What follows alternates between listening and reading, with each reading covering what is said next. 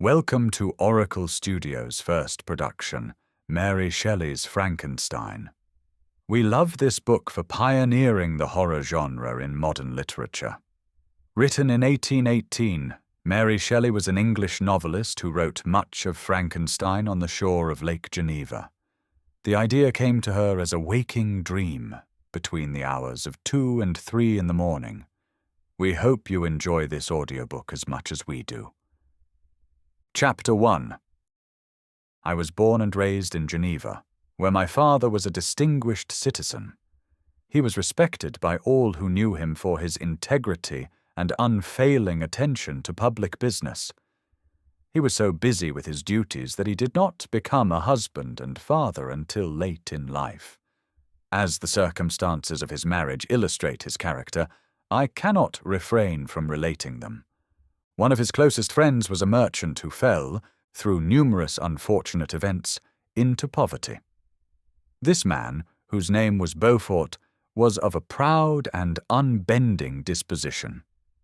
He could not bear to live in poverty and oblivion in the same country where he had formerly been distinguished for his rank and magnificence. He retreated, therefore, with his daughter to Lucerne. There he lived, unknown and in wretchedness. My father loved Beaufort. He was deeply saddened by his friend's situation.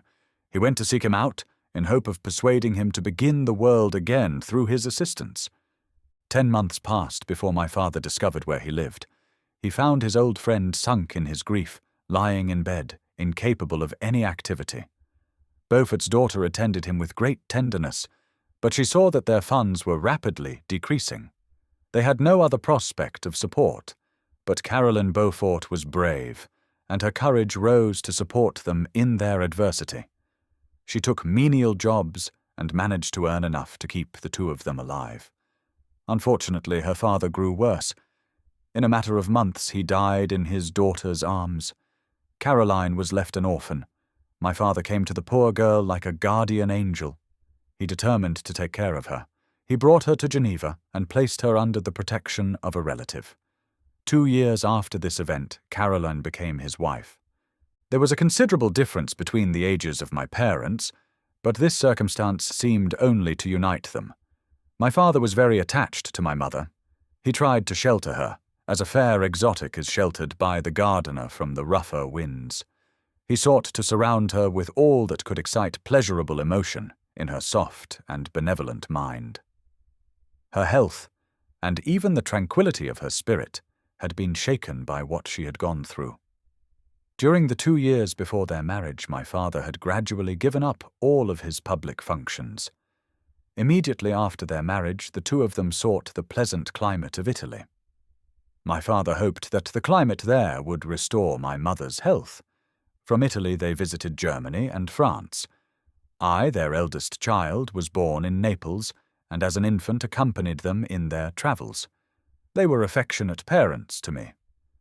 My mother's tender caresses and my father's smile of benevolent pleasure while regarding me are my first recollections. For a long time I was their only care. However, this changed when I was 5 years old. My parents were passing a week on the shores of Lake Como. Their benevolent disposition often made them enter the cottages of the poor. This, to my mother, was more than a duty. It was a necessity, a passion. She remembered what she had suffered, and how she had been relieved. She wanted to assist others who were struggling in life. One day my mother and I visited the cottage of a peasant and his wife. These poor people were bent down by care and labor. They could scarcely feed their 5 hungry babes. Among these there was one which attracted my mother far above all the rest. She appeared of a different stock. The 4 others were dark-eyed, hardy little vagrants. This child was thin and very fair. Her hair was the brightest gold. Her blue eyes were cloudless. She seemed a being heaven-sent, with a celestial stamp on all her features. The peasant woman, seeing my mother looking with wonder and admiration on this lovely girl, eagerly communicated her history.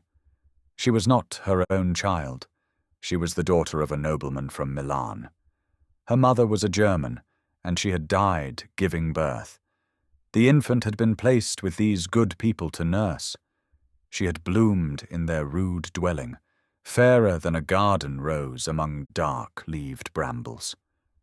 When my father returned from his trip, he found me playing in the hall of our country home with this child. My mother got his permission and convinced the girl's guardians to let the girl come and live with us. They were fond of the sweet orphan. Her presence had seemed a blessing to them, but they could scarcely feed their other children.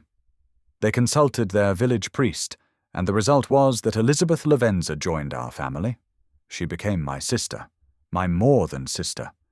She became the beautiful and adored companion of all my occupations and pleasures. Everyone loved Elizabeth. I not only loved her, but also looked up to her. On the evening previous to her being brought to my home, my mother had said playfully, "I have a present for you, Victor. Tomorrow you shall have it." On the next day she presented Elizabeth to me as her promised gift. I, with childish seriousness, interpreted her words literally and looked upon Elizabeth as mine to protect, love, and cherish. We called each other cousin, but she was my beloved sister. This concludes Chapter 1 of Mary Shelley's Frankenstein. If you enjoyed, please consider leaving a like, or even subscribing to our channel. Our work here is only possible through the support of listeners such as yourself. Until next time, this has been Auricl Studios.